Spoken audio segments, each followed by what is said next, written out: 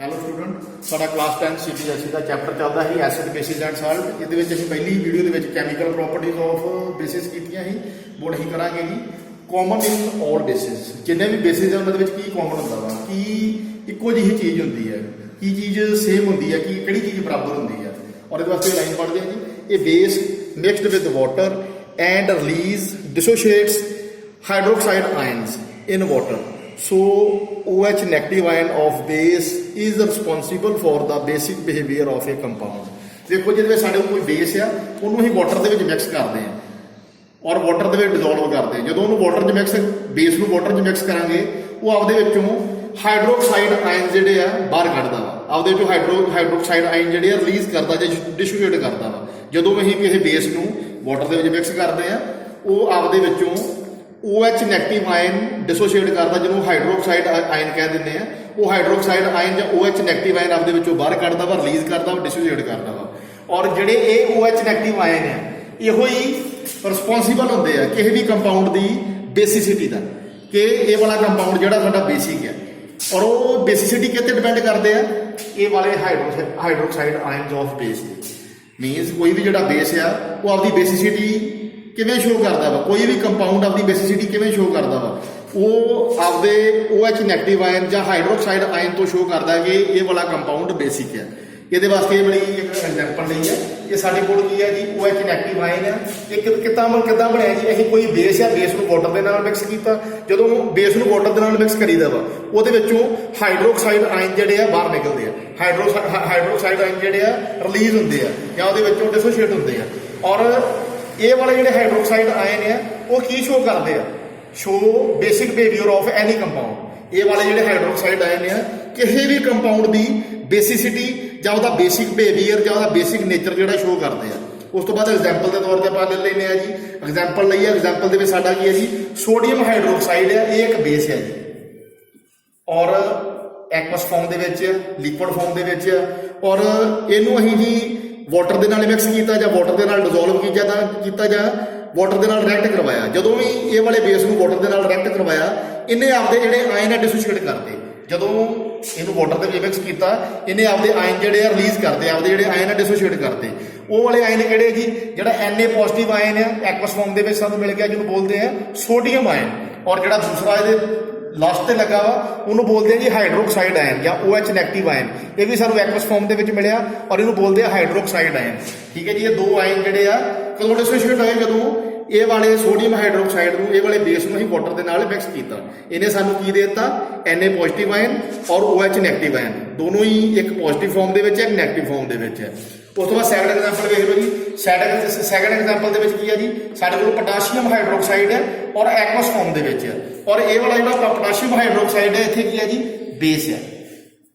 ਔਰ ਜਦੋਂ ਵੀ ਇਹ ਵਾਲੇ ਪੋਟਾਸ਼ੀਅਮ ਹਾਈਡਰੋਕਸਾਈਡ ਨੂੰ, ਇਹ ਵਾਲੇ ਬੇਸ ਨੂੰ ਅਸੀਂ ਵਾਟਰ ਦੇ ਨਾਲ ਰਿਐਕਟ ਕਰਵਾਇਆ, ਵਾਟਰ ਦੇ ਨਾਲ ਮਿਕਸ ਕੀਤਾ ਜਾਂ ਵਾਟਰ ਦੇ ਨਾਲ ਡਿਸੋਲਵ ਕਰਵਾਇਆ, ਇਹਨੇ ਕੀ ਕੀਤਾ ਜੀ, ਆਪਦੇ ਆਇਨ ਡਿਸੋਸੀਏਟ ਕਰਦੇ।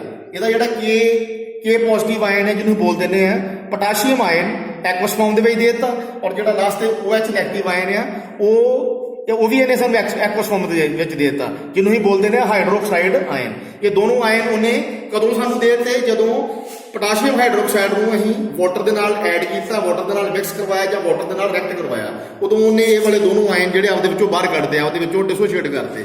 ਉਸ ਤੋਂ ਬਾਅਦ ਵੇਖੋ ਜੀ, base show its basic character ਜਾਂ basic nature because of release ਜਾਂ ਫਿਰ ਆਪਾਂ ਕਹਿ ਸਕਦੇ ਡਿਸੋਸੀਏਸ਼ਨ ਆਫ ਹਾਈਡਰੋਕਸਾਈਡ ਆਇਨ। ਕੋਈ ਵੀ ਜਿਹੜਾ ਬੇਸ ਆ, ਉਹ ਆਪਦੀ ਬੇਸਿਸਿਟੀ ਜਾਂ ਆਪਦਾ ਬੇਸਿਕ ਕਰੈਕਟਰ ਜਾਂ ਬੇਸਿਕ ਨੇਚਰ, ਆਪਦਾ ਬੇਸਿਕ ਸੁਭਾਅ ਜਿਹਨੂੰ ਕਹਿੰਦੇ ਨੇ, ਜਾਂ ਬੇਸਿਕ ਕਰੈਕਟਰ ਜਾਂ ਬੇਸਿਕ ਨੇਚਰ ਕਦੋਂ ਸ਼ੋ ਕਰਦਾ ਵਾ, ਉਹ ਆਪਦਾ ਬੇਸਿਕ ਕਰੈਕਟਰ ਕਦੋਂ ਸ਼ੋ ਕਰਦਾ ਵਾ, ਜਦੋਂ ਉਹ ਆਪਦੇ ਵਿੱਚੋਂ ਹਾਈਡਰੋਕਸਾਈਡ ਆਇਨ ਜਿਹੜੇ ਆ ਬਾਹਰ ਕੱਢਦਾ। ਕੋਈ ਵੀ ਜਿਹੜਾ ਬੇਸ ਆ, ਆਪਦਾ ਬੇਸਿਕ ਕਰੈਕਟਰ, ਆਪਦਾ ਬੇਸਿਕ ਨੇਚਰ ਕਦੋਂ ਸ਼ੋ ਕਰਦਾ ਵਾ, ਜਦੋਂ ਉਹ ਆਪਣੇ ਵਿੱਚੋਂ ਹਾਈਡਰੋਕਸਾਈਡ ਆਇਨ ਰਿਲੀਜ਼ ਕਰਦਾ ਵਾ, ਹਾਈਡਰੋਕਸਾਈਡ ਆਇਨ ਬਾਹਰ ਕੱਢਦਾ ਵਾ। ਉਸ ਤੋਂ ਬਾਅਦ ਵੇਖੋ ਜੀ, ਨੈਕਸਟ ਆ ਗਿਆ ਨਿਊਟਰਲਾਈਜੇਸ਼ਨ ਰਿਐਕਸ਼ਨ। ਜਿਹੜੀ ਨਿਊਟਰਲਾਈਜੇਸ਼ਨ ਰਿਐਕਸ਼ਨ ਦੀ ਪਹਿਲਾਂ ਦੀ ਡੈਫੀਨੇਸ਼ਨ ਦੀ ਗੱਲ ਕਰ ਲਓ। ਦੇਖੋ ਜੀ ਕੀ ਲਿਖਿਆ ਮੈਂ, acid reacts with the base then neutralize to each other. The hydrogen ion H+ ions of acid combine added with the hydroxide ion OH negative of base and formed water। ਇਹਦੇ ਵਿੱਚ ਕੀ ਹੈ ਜੀ, ਸਾਡੇ ਕੋਲ ਇੱਕ ਐਸਿਡ ਹੈ और एक बेस आ, दोनों ਨੂੰ ਆਪਸ ਦੇ ਵਿੱਚ ਰਿਐਕਟ ਕਰਵਾਇਆ। ਜਦੋਂ ਉਹਨਾਂ ਨੂੰ ਰਿਐਕਟ ਕਰਵਾਇਆ ਉਹ ਆਪਸ ਦੇ ਵਿੱਚ ਕੀ ਹੋ ਜਾਂਦੇ, ਨਿਊਟਰਲਾਈਜ਼ ਹੋ ਜਾਂਦੇ ਆ, ਆਪਸ ਦੇ ਵਿੱਚ ਨਿਊਟਰਲਾਈਜ਼ ਹੋ ਜਾਂਦੇ ਆ। ਔਰ ਵੇਖੋ ਜੀ ਜਿਹੜਾ ਐਸਿਡ ਆ, ਐਸਿਡ ਦੇ ਵਿੱਚੋਂ H+ ਜਾਂ ਹਾਈਡਰੋਜਨ ਆਇਨ ਨਿਕਲਦੇ ਆ। ਔਰ ਜਿਹੜਾ ਸਾਡਾ ਬੇਸ ਆ, ਬੇਸ ਦੇ ਵਿੱਚੋਂ OH ਨੈਗੇਟਿਵ ਆਇਨ ਨਿਕਲਦੇ ਜਾਂ ਹਾਈਡਰੋਕਸਾਈਡ ਆਇਨ ਨਿਕਲਦੇ ਆ। ਜਿਹੜੇ H+ ਆਇਨ ਜਾਂ ਜਿਹੜੇ ਬੇਸ ਦੇ OH ਨੈਗੇਟਿਵ ਆਇਨ ਆ ਆਪਸ ਦੇ ਵਿੱਚ ਕੰਬਾਈਨ ਹੋ ਜਾਂਦੇ ਆ ਔਰ ਕੰਬਾਈਨ ਹੋ ਕੇ ਵਾਟਰ ਬਣਾ ਲੈਂਦੇ ਆ। ਇੱਕ ਵਾਰ ਮੈਂ ਫਿਰ ਐਕਸਪਲੇਨ ਕਰ ਦਿੰਦਾ, ਕੋਈ ਇੱਕ ਐਸਿਡ ਹੈ, ਕੋਈ ਇੱਕ ਬੇਸ ਹੈ, ਜਦੋਂ ਆਪਸ ਦੇ ਵਿੱਚ ਰਿਐਕਟ ਕਰਦੇ ਆ ਤੇ ਨਿਊਟਰਲਾਈਜ਼ ਹੋ ਜਾਂਦੇ ਆ। ਐਸਿਡ ਦੇ ਵਿੱਚੋਂ H+ ਆਇਨ ਨਿਕਲਦੇ ਆ ਔਰ ਬੇਸ ਦੇ ਵਿੱਚੋਂ ਹਾਈਡਰੋਕਸਾਈਡ ਜਾਂ OH ਨੈਗੇਟਿਵ ਆਇਨ ਨਿਕਲਦੇ ਆ। ਇਹ ਜਿਹੜੇ H+ ਆਇਨ ਔਰ OH ਨੈਗੇਟਿਵ ਆਇਨ ਆਪਸ ਦੇ ਵਿੱਚ ਮਿਕਸ ਹੋ ਜਾਂਦੇ ਆ ਔਰ ਮਿਕਸ ਹੋ ਕੇ ਵਾਟਰ ਕ੍ਰੀਏਟ ਕਰ ਲੈਂਦੇ ਆ। ਔਰ ਇਸ ਰਿਐਕਸ਼ਨ ਨੂੰ ਬੋਲ ਦਿੰਦੇ ਆ ਨਿਊਟਰਲਾਈਜ਼ ਰਿਐਕਸ਼ਨ। ਇਹਨੂੰ ਮੈਂ ਇਸ ਤਰ੍ਹਾਂ ਇਸ ਸਿੰਪਲ ਫਾਰਮ 'ਚ ਲਿਆ ਵਾ। ਵੇਖੋ ਇੱਕ ਸਾਡੇ ਕੋਲ ਬੇਸ ਆ, ਇੱਕ ਸਾਡੇ ਕੋਲ ਐਸਿਡ ਆ। ਬੇਸ ਦੇ ਵਿੱਚੋਂ ਹਾਈਡਰੋਕਸਾਈਡ ਆਇਨ ਨਿਕਲਦੇ ਆ ਜਿਹਨੂੰ OH ਨੈਗੇਟਿਵ ਆਇਨ ਬੋਲ ਦਿੰਦੇ ਆ ਔਰ ਐਸਿਡ ਦੇ ਵਿੱਚੋਂ ਹਾਈਡਰੋਜਨ ਆਇਨ ਨਿਕਲਦੇ ਆ ਜਿਹਨੂੰ H+ ਆਇਨ ਕਹਿ ਦਿੰਦੇ ਆ। ਔਰ ਇਹ ਦੋਨੋਂ ਮਿਲ ਐਸਿਡ ਔਰ ਬੇਸ ਔਰ ਐਸਿਡ ਨੇ ਆਪਸ ਦੇ ਵਿੱਚ ਰਿਐਕਸ਼ਨ ਕਰਕੇ ਕੀ ਬਣਾ ਲਿਆ ਜੀ, ਵਾਟਰ ਬਣਾ ਲਿਆ। ਮੀਨ ਇਹਨਾਂ ਦੋਨਾਂ ਨੇ ਮਿਲ ਕੇ H2O ਕ੍ਰੀਏਟ ਕਰ ਲਿਆ। ਹੁਣ ਆਪਾਂ ਇਹਦੀ ਉੱਪਰ ਇੱਕ ਹੋਰ ਚੀਜ਼ ਵੇਖ ਲੈਂਦੇ ਹਾਂ। ਵੇਖੋ ਇੱਧਰ ਮੈਂ ਹਾਈਡਰੋਕਸਾਈਡ ਆਇਨ ਲਿਆ ਵਾ ਜਿਹੜਾ ਕਿੱਥੋਂ ਨਿਕਲਦਾ ਜੀ, ਇਹ ਬੇਸ ਦੇ ਵਿੱਚੋਂ। ਔਰ ਕਿਹੜੀ ਫਾਰਮ ਦੇ ਵਿੱਚ, ਐਕਵਸ ਫਾਰਮ ਦੇ ਵਿੱਚ ਹੈ। ਉਸ ਤੋਂ ਬਾਅਦ ਵੇਖੋ ਜੀ ਇਹਦੇ ਵਿੱਚ ਹਾਈਡਰੋਜਨ ਆਇਨ ਹੈ ਔਰ ਇਹ ਹਾਈਡਰੋਜਨ ਆਇਨ ਕਿੱਥੋਂ ਨਿਕਲਦਾ ਜੀ, ਐਸਿਡ ਦੇ ਵਿੱਚੋਂ ਨਿਕਲਦਾ ਵਾ। ਠੀਕ ਹੈ ਜੀ, ਇਹ ਵੀ ਐਕਵਸ ਫਾਰਮ ਦੇ ਵਿੱਚ ਹੈ। ਹੁਣ ਵੇਖੋ ਜੀ ਐਸਿਡ ਔਰ ਬੇਸ ਰਿਐਕਟ ਕਰਦੇ ਪਏ। ਐਸਿਡ ਬੇਸ ਦੇ ਵਿੱਚੋਂ ਹਾਈਡਰੋਕਸਾਈਡ ਆਇਨ ਨਿਕਲਦਾ ਪਿਆ ਵਾ, ਐਸਿਡ ਦੇ ਵਿੱਚੋਂ H+ ਆਇਨ ਨਿਕਲਦਾ ਪਿਆ ਵਾ ਔਰ ਜਾਂ ਹਾਈਡਰੋਜਨ ਆਇਨ ਨਿਕਲਦਾ ਪਿਆ ਵਾ। ਇਹ ਹਾਈਡਰੋਕਸਾਈਡ ਆਇਨ ਔਰ ਹਾਈਡਰੋਜਨ ਆਇਨ ਆਪਸ ਦੇ ਵਿੱਚ ਕੀ ਹੋ ਜਾਂਦਾ ਜੀ, ਐਡ ਹੋ ਜਾਂਦੇ ਆ, ਆਪਸ ਦੇ ਵਿੱਚ ਕੰਬਾਈਨ ਹੋ ਜਾਂਦੇ ਆ, ਆਪਸ ਦੇ ਵਿੱਚ ਮਿਲ ਜਾਂਦੇ ਆ ਔਰ ਇਕੱਠੇ ਹੋ ਕੇ ਕੀ ਬਣਾ ਲੈਂਦੇ ਆ, ਆਪਸ ਦੇ ਵਿੱਚ ਐਡ ਹੋ ਕੇ ਕੀ ਬਣਾ ਲੈਂਦੇ ਆ ਜੀ, ਵਾਟਰ ਬਣਾ ਲੈਂਦੇ ਆ। ਔਰ ਵਾਟਰ ਕਿਹੜੀ ਫਾਰਮ ਮਿਲ ਗਿਆ ਸਾਨੂੰ, ਲਿਕੁਇਡ ਫਾਰਮ ਦੇ ਵਿੱਚ। ਉਸ ਤੋਂ ਬਾਅਦ ਜੀ ਐਗਜ਼ਾਮਪਲ ਦੇਖ ਲਓ ਕਿ ਮੈਂ ਐਗਜ਼ਾਮਪਲ ਵੀ ਲਈ ਹੈ। ਇਹਦੇ ਵਾਸਤੇ ਵੇਖੋ ਜੀ ਪਹਿਲਾਂ ਮੈਂ ਕੀ ਲਿਆ ਜੀ, ਸੋਡੀਅਮ ਹਾਈਡਰੋਕਸਾਈਡ ਲਿਆ। ਜਿਹੜਾ ਇਹ ਸੋਡੀਅਮ ਹਾਈਡਰੋਕਸਾਈਡ ਆ ਇਹ ਇੱਥੇ ਐਜ਼ ਅ ਬੇਸ ਬਿਹੇਵ ਕਰਦਾ ਪਿਆ ਵਾ। ਠੀਕ ਹੈ ਜੀ। ਔਰ ਇਹਦੇ ਨਾਲ ਮੈਂ ਕੀ ਲਿਆ ਜੀ, ਹਾਈਡਰੋਕਲੋਰਿਕ ਐਸਿਡ ਲਿਆ ਵਾ। ਜਿਹੜਾ ਹਾਈਡਰੋਕਲੋਰਿਕ ਐਸਿਡ ਆ ਉਹ ਵੀ ਐਕਵਸ ਫਾਰਮ ਦੇ ਵਿੱਚ ਆ, ਉਹ ਇੱਥੇ ਐਸਿਡ ਬਿਹੇਵ ਕਰਦਾ ਪਿਆ। ਠੀਕ ਹੈ ਜੀ। ਉਸ ਤੋਂ ਬਾਅਦ ਵੇਖੋ ਜੀ ਇਹ ਜਿਹੜਾ ਐਸਿਡ ਔਰ ਬੇਸ ਆ ਦੋਨੋਂ ਦੀ ਆਪਸ ਦੇ ਵਿੱਚ ਰਿਐਕਸ਼ਨ ਹੋਈ। ਮੀਨ ਸੋਡੀਅਮ ਹਾਈਡਰੋਕਸਾਈਡ ਔਰ ਹਾਈਡਰੋਕਲੋਰਿਕ ਐਸਿਡ ਦੀ ਰਿਐਕਸ਼ਨ ਹੋਈ ਔਰ ਰਿਐਕਸ਼ਨ ਹੋਣ ਤੋਂ ਬਾਅਦ ਵੇਖੋ ਜੀ ਜਿਹੜਾ ਸਾਡਾ ਸੋਡੀਅਮ ਹਾਈਡਰੋਕਸਾਈਡ ਹੈ, ਜਿਹੜਾ ਬੇਸ ਆ, ਇਹਨੇ ਸਾਨੂੰ ਦੋ ਆਇਨ ਦਿੱਤੇ। ਇੱਕ ਇਹਨੇ ਸਾਨੂੰ Na ਪੋਜ਼ਿਟਿਵ ਆਇਨ ਦਿੱਤਾ ਜਿਹਨੂੰ ਅਸੀਂ ਸੋਡੀਅਮ ਆਇਨ ਬੋਲਦੇ ਆ ਔਰ ਐਕਵਸ ਫਾਰਮ ਦੇ ਵਿੱਚ ਆ। ਔਰ ਦੂਸਰਾ ਇਹਨੇ ਸਾਨੂੰ OH ਨੈਗੇਟਿਵ ਆਇਨ ਦਿੱਤਾ, ਇਹ ਵੀ ਐਕਵਸ ਫਾਰਮ 'ਚ ਆ। ਔਰ ਇਹ ਜਿਹੜਾ ਹਾਈਡਰੋਕਸਾਈਡ ਆਇਨ ਹੈ ਇਹ ਵੀ ਕਹਿ ਸਕਦੇ ਸੈਪਰੇਟ ਫਾਰਮ 'ਚ ਆ ਗਿਆ। ਜੋ OH ਨੈਗੇਟਿਵ ਆਇਨ ਜਿਹੜਾ ਇਹ ਵੀ ਸਾਨੂੰ ਐਕਵਸ ਫਾਰਮ 'ਚ ਮਿਲ ਗਿਆ। ਉਸ ਤੋਂ ਬਾਅਦ ਜਿਹੜਾ ਇਹਦੇ ਵਿੱਚ ਐਸਿਡ ਹੈ, ਐਸਿਡ ਨੇ ਵੀ ਆਪਦੇ ਜਿਹੜੇ ਆਇਨ ਹੈ ਡਿਸੋਸੀਏਟ ਕਰਤੇ। ਐਸਿਡ ਨੇ ਸਾਨੂੰ ਕਿਹੜੇ ਆਇਨ ਦਿੱਤੇ ਜੀ, ਇੱਕ ਉਹਨੇ ਸਾਨੂੰ ਦਿੱਤਾ H+ ਆਇਨ ਜਿਹਨੂੰ ਅਸੀਂ ਹਾਈਡਰੋਜਨ ਆਇਨ ਬੋਲਦੇ ਆ ਔਰ ਇਹ ਕਿਹੜੀ ਫਾਰਮ ਦੇ ਵਿੱਚ ਹੋਊਗਾ ਜੀ, ਇਹ ਵੀ ਐਕਵਸ ਫਾਰਮ ਦੇ ਵਿੱਚ ਹੀ ਹੋਊਗਾ।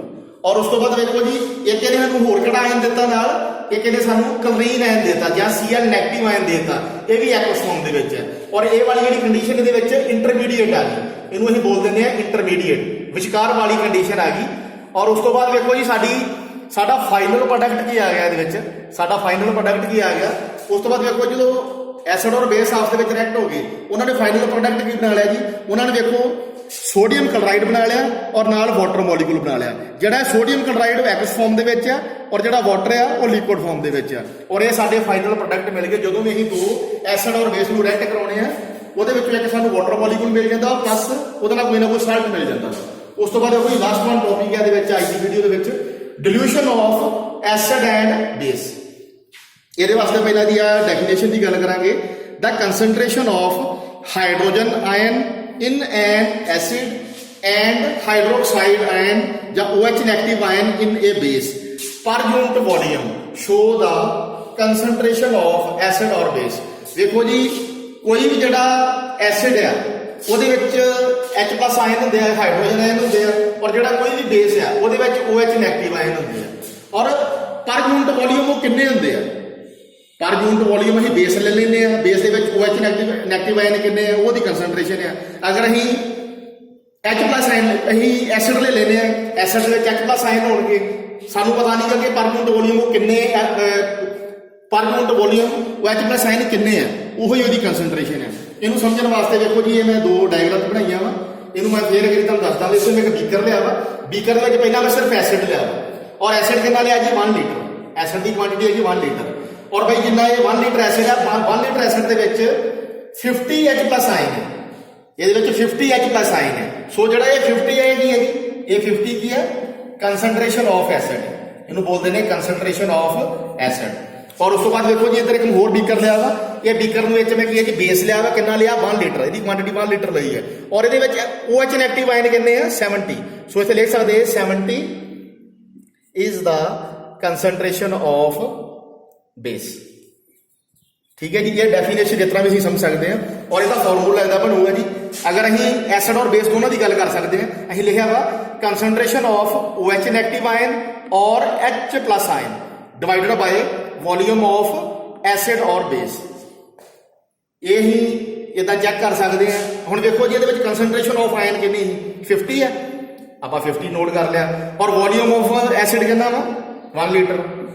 ठीक है जी, इदा जी यदि गल कर लीए, ये देखो जी concentration of OH negative ion कहने 70, आप इतने 70 पुट कर लाँगे। और देखो जी बेस की क्वांटिटी कितनी है 1 लीटर, अं 70 में 1 डिवाइड कर लाँगे, यदि कंसनट्रेशन आ जाए। ठीक है जी, सानू पता लग जाऊगा कि डिल्यूशन कितना होती पई है। उस तो बाद देखो जी ये एक होर चीज़ पढ़नी है। देखो जी by mixing of acid and base to water the concentration of hydrogen ion या फिर हाइड्रोक्साइड आयन पर यूनिट वॉल्यूम डिक्रीजेस। बई जो भी डिल्यूशन करते हैं, अहीं करते हैं जी एसिड और बेस के विच वाटर मिक्स करते हैं। जो भी अं डिल्यूशन करते, साडा टॉपिक है ना डिल्यूशन, जो भी डिल्यूशन करते हैं एसिड और बेस के विच की है जी वाटर मिक्स करते हैं। जो अं वाटर मिक्स करते हैं, जिहड़े हाइड्रोजन आयन है, अगर एसिड की गल करिए तो हाइड्रोजन आयन है, अगर बेस की गल करिए तो हाइड्रो ऑक्साइड आयन है, उन्होंने क्वांटिटी डिक्रीज होती जाती, उनका वॉल्यूम डिक्रीज होता जाता वा। उस चीज़ को बोल दें हैं, उस चीज़ को की बोल दें जी अं डिल्यूशन बोल दें। जिवें देखो जी ये अगर मैं वाटर ऐड कर दूंगा, जोड़े 50H प्लस आयन है वो घट जाएंगे, 50 तो कितने रह जाएंगे 30 रह जाएंगे अगर ये मैं वाटर ऐड कर देना। अगर जिवें देखो इतने 70 बेस के 70 OH नेगेटिव आयन ही, अगर ये मैं वाटर ऐड करता वा, ये 70 तो 40H प्लस आयन रह जाएंगे। मीन इतने देखो H प्लस आयन डिक्रीज हो गए, कितने हो गए 50 तो 30 हो गए। इतने जो OH नेगेटिव आयन है वो 70 तो डिक्रीज हो गए 40 हो गए। ठीक है जी, जो भी ये वाटर ऐड करते हैं, ये हाइड्रोजन आयन और OH नेगेटिव आयन का वॉल्यूम डिक्रीज हो जाता है। ठीक है जी, चाहे एसिड की गल कर लो चाहे बेस की गल कर लो, जो भी एसिड और बेस के वाटर मिक्स करते हैं वो जी H प्लस आयन की कंसनट्रेशन है या हाइड्रोक्साइड आयन की कंसनट्रेशन है वो पर यूनिट वॉल्यूम डिक्रीज हो जाती है।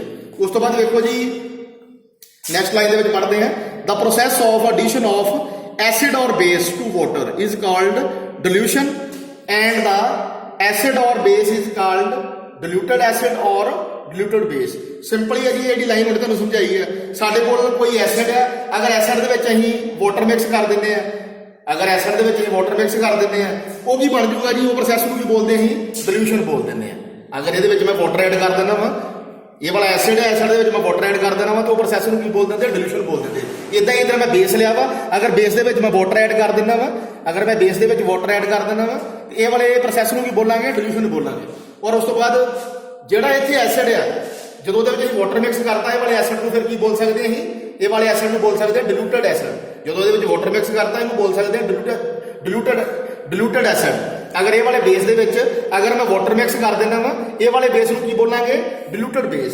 उस तो बाद देख लो जी अगे है द डिल्यूशन ऑफ एसिड और base is exothermic in nature. बई जो भी अं एसिड और बेस की डिल्यूशन करते हैं, मीन ये पानी ऐड करते हैं, वाटर मिक्स करते हैं, ये वाला एक्सोथर्मिक इन नेचर होता है। एक्सोथर्मिक मीन बहुत सारी हीट जनरेट होती है, बहुत सारी कह सकते हीट एनर्जी जनरेट होती है, बहुत सारा कह सकते हैं गर्मी जी पैदा होती है।